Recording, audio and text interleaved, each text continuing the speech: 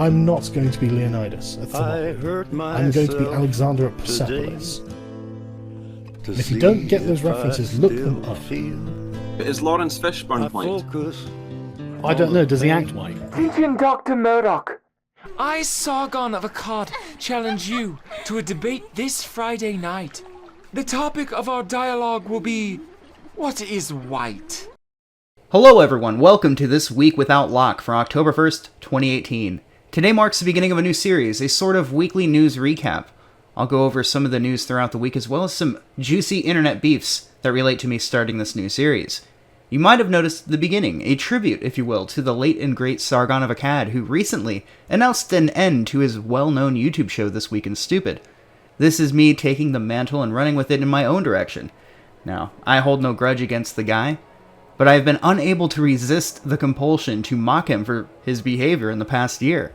I don't think he's a bad guy or a good guy, just a person who has recently made a magnet of himself for ridicule. According to AIU in the Raw for Tort's Heel Stream charity stream to raise money for St. Jude, $26,000 raised by the way, Sargon feels that his critics are out to get him, to ruin him.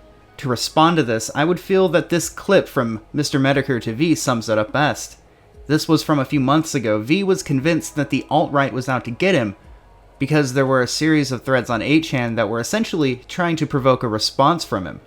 V thought that this was politically motivated when in reality, he was simply dealing with internet trolls who found a milkable source. V, buddy, what are you doing?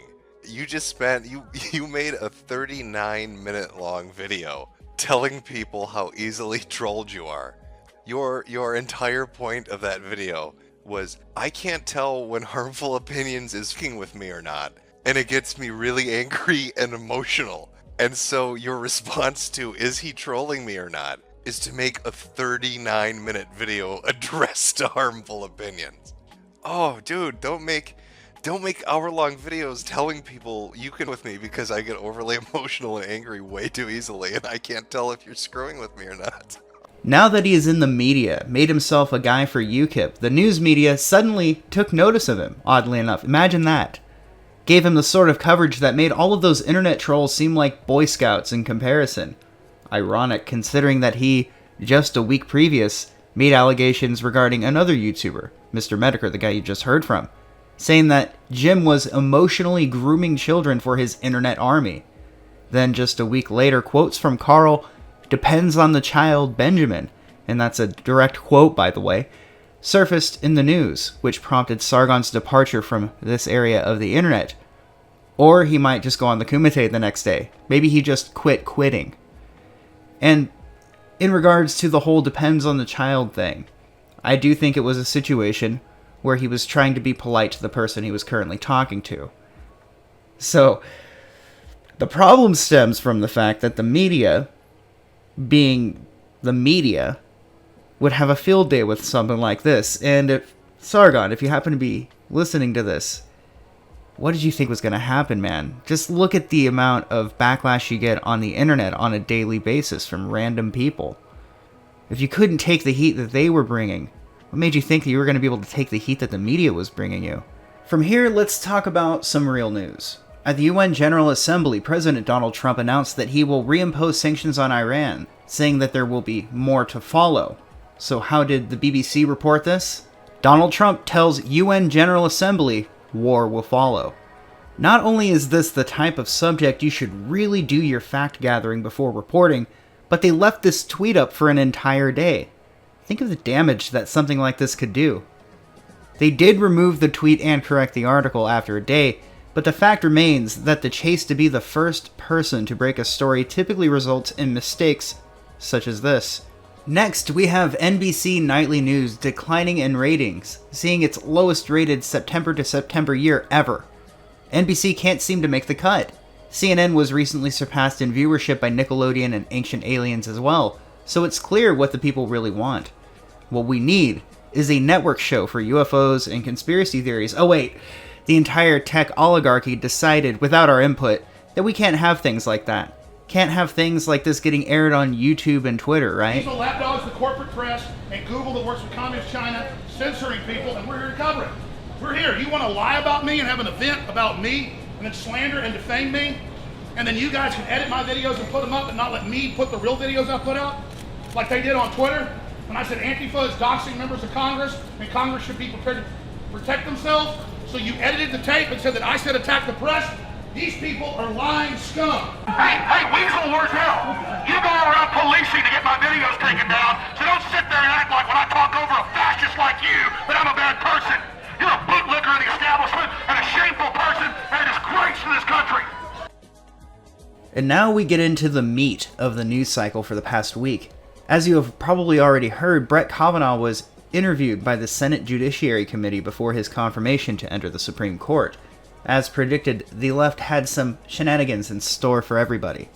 This started more than a week ago, when protesters broke into the room demanding a no vote as they were shown the door. The same day, a picture of his half-Mexican, half-Jewish lawyer with her hand rested, like that, went viral on social media, with people non-ironically claiming that she was a white supremacist.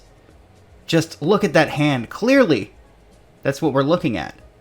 I thought we had already went through this the last time it was in the news, but that is not the hand gesture they are saying it is. First of all, Zena Bash just had her hand rested that way. Second, that's not even the fabled WP hand signal at all.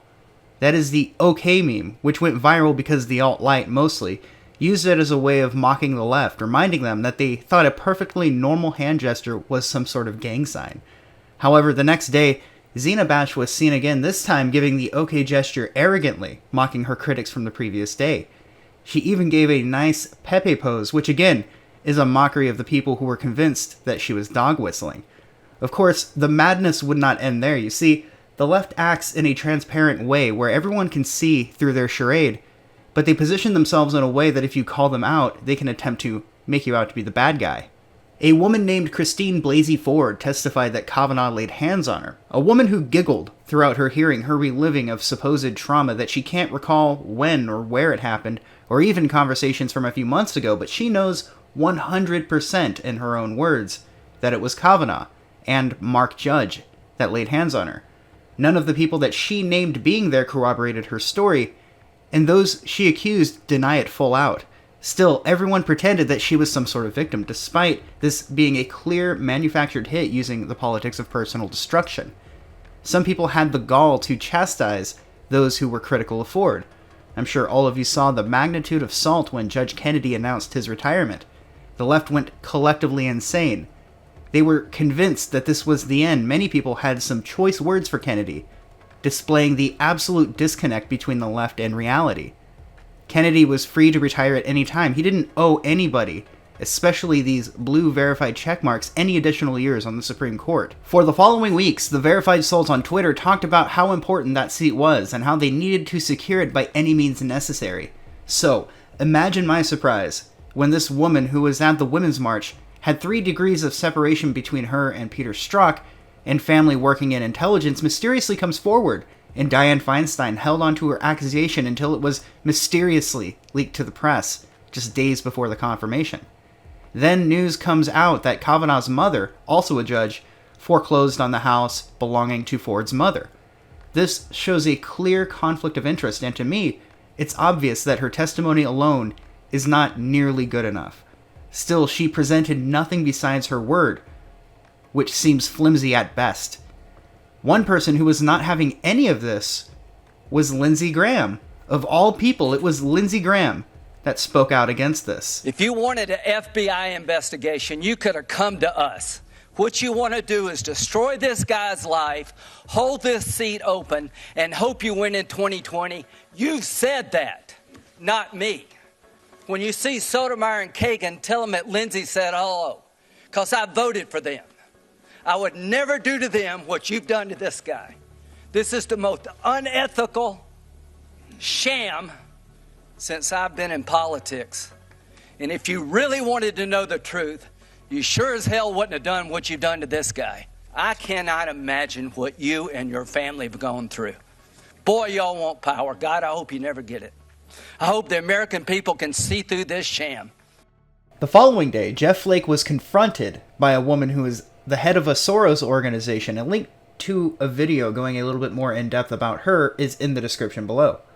Well, when I say he was confronted, I mean, he was cornered by her and an entire camera crew from CNN. Coincidentally, the crew and the woman seemed organized. Security seemed non-existent. That's what you're telling all of these women. That's what you're telling me right now. Look at me when I'm talking to you. You're telling me that my assault doesn't matter. Repairing the harm that has been done in this country to many people. No, thank you. What do you think? Senator, do you care to respond? No, I want to talk to him. Don't talk to me. What do you think? I understand, but tell me, I'm standing right here in front of you. What do you have? Do you think that he's telling the truth? No. Later, Jeff Flake would flake on his word and demand that the FBI investigate these claims made against Kavanaugh before he is willing to confirm him. That's right, it's claims now, because there are two other accusers who are even less credible than Ford. I couldn't find out much about girl number 2, but Michael Avenatti was nice enough to share his client's face and name to the public, of course asking for her privacy to be respected. This woman was sued almost 20 years ago for defamation, so clearly this is a level of credibility that needs the FBI to investigate. Now it turns out that this woman, Julie Swetnick, girl number 3, is not exactly mentally stable, and this is according to people who have known her throughout their life. There is a person, I can't remember his name, but there's a person that did a radio show that knew her throughout their childhood, and it turns out that she is anything but credible. Unfortunately, we can't just have genuine and honest public officials say it like it is. This is BS, you know it's BS, and I'm not playing into your game. Again, I made a video about Julie Swetnick, and a link to that will be in the description as well. So now the FBI has a week to investigate this guy as the media and others attempt to paint this portrait of Kavanaugh that he drank beer before and therefore he can't know that he didn't do what he's being accused of. They seriously acted like a prosecution demanding to know how much beer he drank and if he ever in his life blacked out and whether or not that was a fart joke he was making. It was absolute theater, and what was happening should be obvious to anybody looking at this objectively. The left saw success at this tactic, these false allegations. It worked in preventing Roy Moore from getting onto his seat, even though none of those allegations made against him during the race went anywhere. It worked with him, and now they're using the same tactic to stall at the very least until the midterms. This is the same party that has ignored the allegations made against Keith Ellison. Again, a link to another video I made goes into the police report that documents said allegations. I'm aware that Ellison has asked for the ethics committee to investigate him, but I will believe results when I see them. In other news, the tolerant left has started to take Maxine Waters' advice regarding confronting civil servants. And if you see anybody from that cabinet in a restaurant, in a department store, at a gasoline station, you get out and you create a crowd. And you push back on them. And you tell them they're not welcome anymore, anywhere. After their success pushing out Sarah Huckabee Sanders, Stephen Miller, Milo Yiannopoulos, and others out of restaurants, the mob found Ted Cruz while he was out eating with his wife, and they ran in and protested at him until he left. We believe survivors. Senator, I have a right to know what your position is on Brett Kavanaugh. We believe God bless you, ma'am. Bless you as well. I really appreciate you. Survivors. I'm a survivor. We believe survivors. We believe survivors. We believe survivors. We believe survivors. Bagel is way hotter than you do. We believe survivors. We believe survivors. We believe survivors. God bless you. Let my wife through. We believe. These people are getting more confident, and no one ever stands up to them.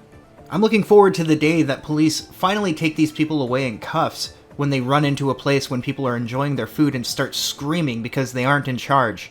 The people eating there while their meal was ruined by histrionic crybabies are the real victims. They're the real survivors. Auntie Maxine must be proud. She must be. Because information came out that somebody from her office apparently used a Wikipedia edit to enter in the personal information of public officials. Republican Senators Lindsey Graham, Orrin Hatch, and Mike Lee had their home and or office addresses as well as their cell and or home phone numbers published onto Wikipedia. The IP address associated with the edit led back to the House of Representatives. It turns out that someone from this IP posted as a person named Kathleen Sangstock, whose Facebook lists a House of Representative email.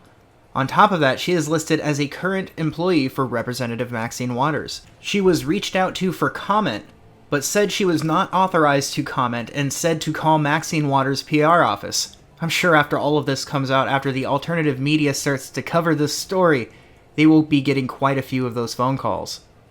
So, that will conclude this week without Locke. I still haven't even read Locke. And the format of this show will change over time, to my liking. Since I decided to do these on top of my morning streams, which go live at 5 a.m. Pacific time nearly every day, and my normal videos, I figure I should shell out my Patreon. I don't do that often. You get nothing, perhaps not even satisfaction from supporting me there, but I do plan on having something in store for patrons in the future, maybe an exclusive patrons-only call-in stream. I don't like to hide extra content behind a paywall, so I'm trying to figure something out for the people that keep content creation incentivized. I have a few projects that I'm working on. I was going to release a Spider-Man review, but I think I've moved on from that. I'm more interested in covering some speedrunning video game history on my Player One channel, as well as my Saturday Night Movies on Wild Cinema. So with that, I would like to thank you for stopping by. I don't really have a clever line or quote to end on, but here's a little something to help conclude the video.